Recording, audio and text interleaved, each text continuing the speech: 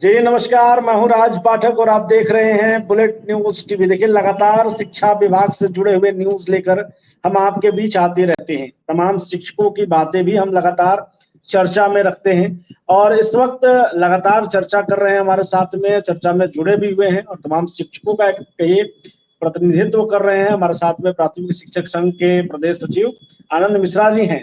स्वागत है bullet news में आपका। जी धन्यवाद। आज हम लोग चर्चा करेंगे जो बिहार के शिक्षा मंत्री सुनील कुमार ने कहा है कि हमने कहा है कि जून में ट्रांसफर पोस्टिंग हो जाएगी और एक सॉफ्टवेयर के भरोसे पर 1,90,000 में से 1,30,000 की बात सरकार ने कहा है, शिक्षा विभाग ने कहा है। 60,000 को तो पता ही नहीं है कि क्या गलती उनकी हुई है और इस पर भी कोई जवाबदेही सरकार नहीं ले रही है। क्या लग रहा है, क्या शिक्षा मंत्री जो दावा कर रहे हैं, लग रहा है सफल हो पाएगा? देखिए, दावा तो बहुत सारी हम लोग देखते आ रहे हैं सरकार के द्वारा। जनवरी से सभी लोग नए विद्यालय में होंगे, नए जिले में होंगे, अपने घर के आसपास के जिले में पदस्थापित होंगे। अब जून आ गया है, जून जून हम्म। आने वाला है 2 दिन बाद, और जून में मान लेते हैं लास्ट जून तक माननीय मंत्री जी ने ऐसा दावा किया है, तो हम सकारात्मक रहते हुए उम्मीदें रखते हैं, क्योंकि बिहार के शिक्षकों के अंदर ये बहुत बड़ी पीड़ा का विषय है कि उनको हम्म। स्थानांतरण नहीं मिल रहा है। बहुत से लोग परेशानी के दौर से गुजर रहे हैं और उनका दिली ख्वाहिश है कि उनको जल्द से जल्द स्थानांतरित करके उनके जो ऐच्छिक विद्यालय है वहां पे उनको भेज दिया जाए। सरकार उसके लिए बड़ी कवायद करते हुए इस मुकाम तक पहुंची कि कम से कम 1,30,000 तक बातें आ रही है। लेकिन जो हम्म। सॉफ्टवेयर की स्थिति है, फिर आज ही जहाँ तक मुझे जानकारी मिली है कुछ समाचार के द्वारा, कि ऐप में कहिए कि फिर से सॉफ्टवेयर में कुछ तकनीकी खामियां आई हैं और बहुत से जिलों में उसमें अभी काम प्रारंभ भी नहीं हुआ है। जो भी हो, सरकार अपने स्तर से उसको जल्द से जल्द समाप्त करे परेशानी को, और शिक्षकों को उनको ऐच्छिक स्थानांतरण देने का जो उन्होंने वादा किया है उसको पूर्ण करे, और बाकी के जो शिक्षक भी इंतजार में हैं उनके लिए भी सरकार रास्ता निकाले। हम पॉजिटिव तो हैं। सरकार अगर इस गर्मी की छुट्टी के दरमियान इस तरह की गतिविधि को पूर्ण कर देती है तो हम बिल्कुल हम्म। सरकार को धन्यवाद देंगे, क्योंकि बड़े पैमाने पे स्थानांतरण नीति है। सरकार लंबे समय से सरकार से हो नहीं पाया, तो एक ऐतिहासिक रहेगा अगर इस जितना दावा है अगर ये पूर्ण होता है तो माननीय मंत्री जी के लिए, माननीय एसीएस साहब के लिए ऐतिहासिक होगा। संदेह से परे हट करके हम हाँ, आशा करते हैं कि ये सफल हो। इसमें लेकिन एक सवाल ये है कि वो जो 60,000 शिक्षक हैं, वो कोई भी हो सकता है। वो तो ये सोच रहे हैं, बहुत सारे शिक्षकों में कहीं ना कहीं ये एक क्वेश्चन मार्क है कि कौन है वो 60,000 शिक्षक। कहीं उसमें मेरा नाम तो नहीं है। सरकार ने इस पर स्पष्ट नहीं किया है, विभाग ने स्पष्ट नहीं किया है। इस स्थिति में वो है कि आगे क्या करना होगा, वहां पर वो स्थिति बनी हुई है। उनके ये उनको ये लेकर के आपका क्या कहेंगे? आप क्या उनको ये इस बड़ी वक्त तैयारी बड़ी करना उम्दा चाहिए? सवाल है आपका राजीव। बिल्कुल, ये प्रत्येक शिक्षक के मन में, हर वो 1,93,000 शिक्षक जो है, हर के मन में ये बात प्रवेश कर रही है कि कहीं उस लिस्ट में हम तो नहीं है जो छटने वालों की लिस्ट हो। हमें हम्म। जो जानकारी प्राप्त हुई है सूत्रों के द्वारा कि भाई 15 किलोमीटर तक की दूरी वाले को भी सरकार ऐड कर ली है, तो बाकी छूट कौन रहे हैं, किस कैटेगरी के लोग छूट रहे हैं, तो ये हम्म। क्लियर नहीं हो रहा है। और हमारी मांग पूर्व से रही है कि जिनका हम्म। भी स्थानांतरण हो रहा हो और हम्म। जिनका नहीं हो रहा, उसकी सूची सार्वजनिकरण होना चाहिए। ये हम्म। निजी मामला नहीं है।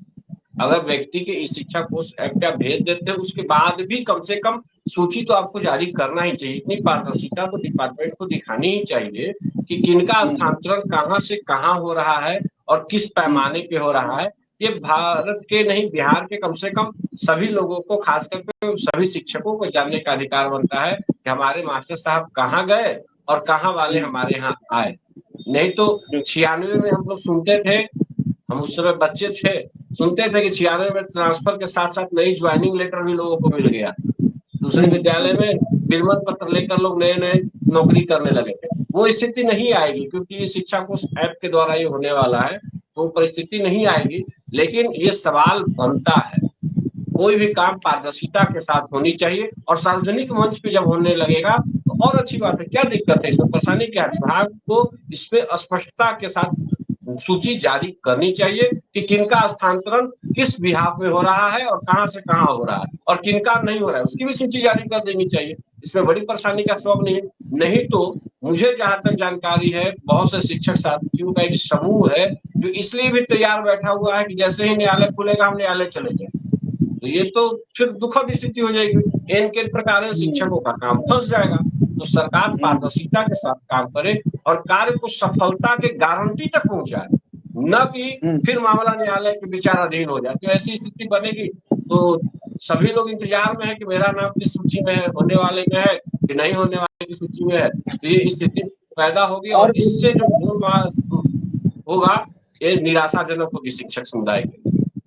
बिल्कुल, आप जो कह रहे हैं ये बात कि वैसे शिक्षक जो वंचित रह जाएंगे या उनके पास ये सवाल है कि क्या कारण है, क्यों कारण, किस कारण से मुझे निकाला गया, और अगर वो कोर्ट के दहलीज पर पहुंचते हैं तो फिर वो तमाम शिक्षकों के लिए भी परेशानी हो जाएगी। ये पूरा जो ट्रांसफर पोस्टिंग को लेकर के शिक्षा विभाग का दावा है ये भी लटक सकता है। तो ऐसे में सरकार को वाजिब जवाब पहले दे देना चाहिए। बिल्कुल, ये चीजें वही चीज तो हम कह रहे हैं कि सरकार इतनी लापरवाह तो नहीं होगी। वो सारी बिंदुओं पे सरकार के स्तर पे चिंतन मनन हुआ होगा, अधिकारी इस बिंदु पे चर्चा किए होंगे। ऐसा नहीं है कि उनके संज्ञान में मामला नहीं आया होगा। तो हो सकता है सरकार अपने मन स्थिति को बनाई होगी और सरकार ऐसे काम करेगी, ऐसा विभाग निर्णय लेगा जिससे शिक्षकों का हित ज्यादा हो। ऐसा हम लोग मुझे लगता है। लगातार अभी तक तो सरकार इस स्तर पे काम कर रही है, शिक्षकों के हित की बात कर रही है कि हम बड़े पैमाने पे शिक्षकों को स्थानांतरण देने की तैयारी सरकार के द्वारा की जा रही है। उसको अमली जाम पहना दिया जाए, उसको गारंटेड कर दिया जाए। तो हमने कहा, खुद में भी कहा, फिर कह रहा हूँ कि इसके लिए एसीएस साहब बधाई के पात्र होंगे, माननीय मंत्री जी बधाई के पात्र होंगे। उनके नेतृत्व में इस तरह का काम ऐतिहासिक का हुआ। जब तक हो नहीं जाता है तब तक तो मामला भी अधर में ही दिखाई देता है। बिल्कुल, एक सवाल जो हम लोग लगातार पिछले कई वीडियो से उठाते रहे हैं, सैलरी को लेकर के जो है वो हम लोग वेतन को लेकर के भी पिछले बार भी हम लोग चर्चा कर रहे थे। शिक्षकों का वेतन नहीं मिलना महीनों तक। इस बार सैलरी आ रही है, शिक्षकों के लिए सरकार ने कुछ तो ऑफर दे दिया है, कुछ राहत। क्या उम्मीद है वो तमाम शिक्षक जो अब तक वंचित थे, उम्मीद के साथ उन तक भी सैलरी पहुंचेगी? वो माध्यमिक शिक्षकों के लिए वो राशि जो जारी हुई है, मीडिया में आपने देखा भी है, पत्र भी देखा होगा, वित्त विभाग से संचिका को शिक्षा विभाग में लौटा दी गई है, मतलब वापस कर दी गई है अप्रूवल देकर। तो ऐसी वो राशि जो है माध्यमिक शिक्षकों के लिए है और जीओबी मद का पैसा है, वो गवर्नमेंट ऑफ बिहार की तरफ से, वित्त विभाग की तरफ से आया है। तो चलिए, ये तो हर्ष का विषय है। शिक्षक जो प्रताड़ित थे, पैसे के अभाव में जिनका वेतन बाधित था, उनके लिए तो एक खुशी का विषय जरूर रहेगा, क्योंकि उस मद में कम ही शिक्षक आते हैं। ज्यादातर शिक्षक तो सर्व शिक्षा अभियान मद से वेतन प्राप्त कर रहे हैं। तो सरकार की पहल है और हम तो कहेंगे अभी जो फंसे हुए हैं सक्षमता 1 और सक्षमता 2 के सभी शिक्षक, जिनका वेतन तकनीकी कारणों से फंस रहा है, विभाग को उस पर आपात स्थिति के साथ काम करने की जरूरत है। 24 घंटे का अल्टीमेटम देकर के सारे अधिकारियों के साथ बैठ करके काम कराने की आवश्यकता है, कोऑर्डिनेशन बना के काम कराने की आवश्यकता है। शिक्षक 5-5 महीने बिना वेतन के अगर रहेंगे तो उनका परिवार कैसे चलेगा, उनका घर कैसे चलेगा और कैसे वो विद्यालय में कार्य कर रहे हैं। ये तो बहुत ही दुखद स्थिति है। और विभाग को 24 घंटे का कैंप लगा करके सारे शिक्षकों को बुलाइए, सारे डॉक्यूमेंट के साथ उनका काम करवा दीजिए, डिपार्टमेंट के अधिकारी को बैठा करके। एक दिन संडे ही ले लीजिए, किसी दिन विभाग को इस पे अमल करते हुए काम करने की आवश्यकता है। तकनीकी खामी को दूर करेगा कौन? विभाग ही दूर करेगा ना। विभाग के अधिकारी बैठे, शिक्षकों को बुलाए, जिनमें जिनमें जो समस्या है उसका निदान करें, सब कुछ हो जाएगा जल्दी से जल्दी। और ऐसा दौर देखे भी है हम। सिर्फ पत्र जारी करने से काम नहीं होगा, काम के लिए तत्परता दिखाना पड़ेगा अधिकारी। सेवा निरंतरता को लेकर के बहुत सारे सवाल हम लोग पिछला वीडियो जब बनाए, कमेंट बहुत सारे शिक्षकों के आ रहे थे।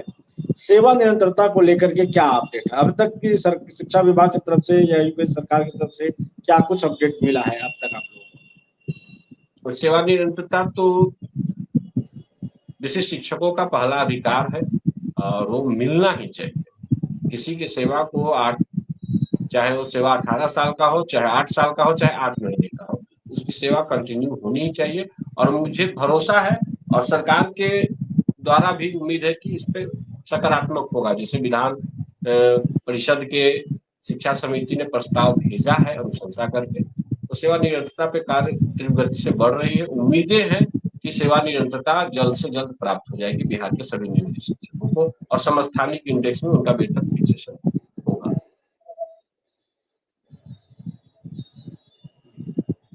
चलिए, बहुत धन्यवाद हमारे साथ जुड़े रहने के लिए, क्योंकि आप कहीं न कहीं संघ के तो आप प्रदेश सचिव हैं ही, तमाम शिक्षकों के प्रतिनिधि हैं।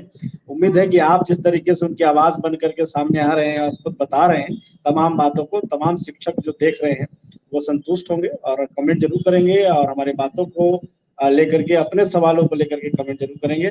और हमारे साथ जुड़े रहने के लिए आपका बहुत धन्यवाद आनंद मिश्रा जी। जी, धन्यवाद आपका भी। तो लगातार शिक्षा विभाग से जुड़े सवाल लेकर के हम आपके बीच आते रहते हैं, आपके कन्फ्यूजन और खास करके तमाम जो सवाल, जो पत्र हैं, उसकी जानकारी लेकर के हम आपके बीच आते हैं और कोशिश हमारी रहती है कि तमाम सवालों का जवाब मिल सके और उस पर सकारात्मक चर्चा हो सके। लगातार बने रहिए, हम लगातार आपको शिक्षा विभाग से जुड़े अपडेट देते रहेंगे। फिलहाल बने रहिए, देखते रहिए।